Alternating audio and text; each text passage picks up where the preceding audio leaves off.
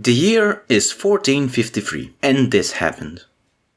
After a 55 days long siege, the Ottoman Empire finally captured the city of Constantinople.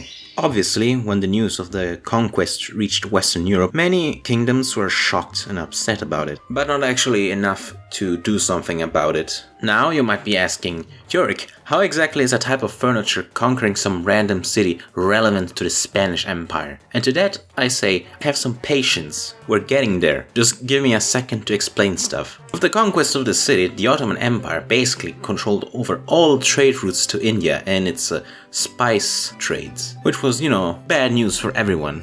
Newsflash, okay, we're not monsters, just want our soup to taste a little bit better, assholes. Though the Ottomans didn't block trade completely, it did allow it to a certain limit and also to a higher taxation. And so instead, they decided to put their religious differences aside and trade anyway, except no, they didn't do that. Instead, they decided to look for different routes to India. Some of these kingdoms looking for different trade routes were the Kingdom of Portugal and the Kingdom of Spain. Well, Spain didn't really exist at this point. Instead, you had the Kingdom of Aragon and the Kingdom of Castile. To give you some background, around the year 1000, the Iberian Peninsula was conquered and ruled by the Umayyad Caliphate. At the time, Iberia was called Al-Andalus, and the northern part was ruled by smaller Catholic kingdoms. Despite that, people in all of Iberia spoke Arabic, so for a few centuries, Arabic was the de facto official language that everyone spoke in Iberia. Which is also why Spanish has a lot of words that are by origin Arabic. Anyway, one of these Catholic kingdoms was the Kingdom of Asturias, who would play a major role in the Reconquista.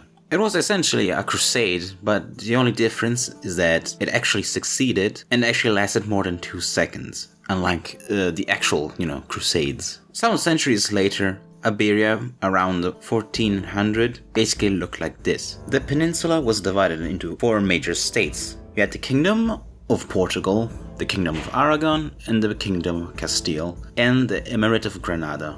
In the year 1469, the kingdoms of Castile and the Kingdom of Aragon united through the marriage between the King Ferdinand of Aragon and Queen Isabella of Castile. Together they formed the pseudo-proto-Spanish kingdom.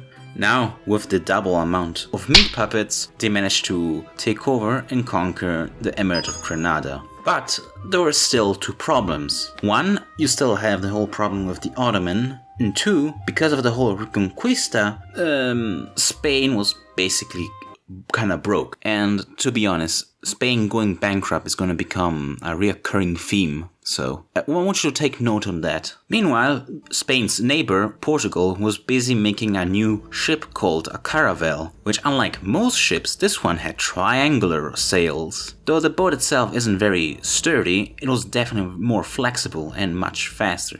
Not only that, but it could also go against the wind, which made it way more effective against the strong storms of the Pacific Ocean. Spain would also adapt these boats later on. In 1492, Spain would hire a certain Genoese navigator by the name of Cristoforo Colombo, or Christopher Columbus. The idea was that since the world is a globe, he could go around it, so instead of having to go through the east to reach India, he would go west.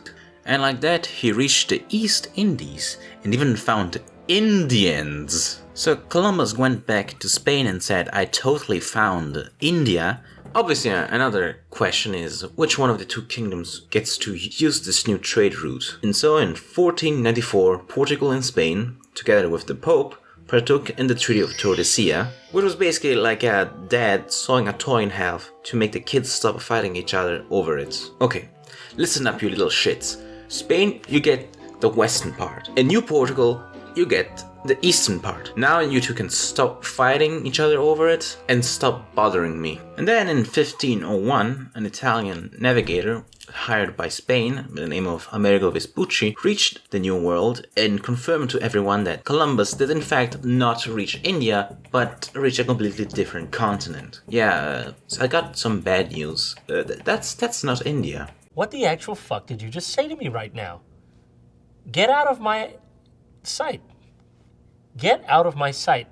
Spain was obviously immeasurably disappointed and his day has been ruined. So to make up for it, he decided to, take the new place for himself. Obviously, the New World was already inhabited by many civilizations. The three most prominent ones are the Mayans, the Aztecs, and the Inca. Except by the time the Spanish reached the Americas, the Mayans were already gone because of, I don't know, there's a lot of theories and ideas on why. This is when the infamous conquistadors come in, whose job it was to go around and conquering the New World in name of Spain's crown. But they did have a catchy slogan, which was basically gold, glory, and God, but mostly gold and slaves. One of these intrepid gentlemen was a man by the name of Hernan Cortez. I bet a lot of Mexican people loved this guy. The Aztecs had a strong warrior culture, so they were very confident in fighting against the Spaniards. Well, miss, that's where you made your first and only major mistake. You thought we were playing EU4, but in actuality we're playing Plagues Inc. And now 80% of your people have now perished. And just like that, in 1521, Cortez conquered the Aztecs. In the same year, another navigator by the name of Magellan went around the globe through New Spain and reached an archipelago which he called the Philippines, which were named after the Prince of Spain, Philip II. And then he was later also killed by the natives. And then a few years later, another conquistador by the name of Francisco Pizarro. Yes, I bet a lot of Chilean people love this guy. Pizarro would later conquer the Inca Empire. Ironically, just like with the Aztecs, they mostly died because of disease than actual warfare. Now that the conquering part is over, now it's time for some good old conversion. Spain declared that the new name of these conquered lands will be New Spain, or Nueva España. But I guess they weren't very creative back then.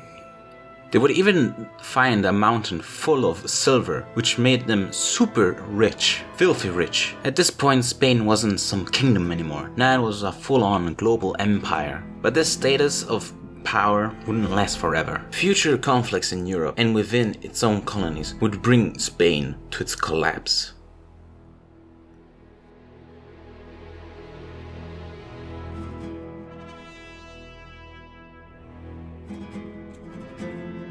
Thank you so much for watching this video, but this is just part 1, so it's still unfinished. I also wanted to thank everyone for the support and how much my channel also has been growing lately.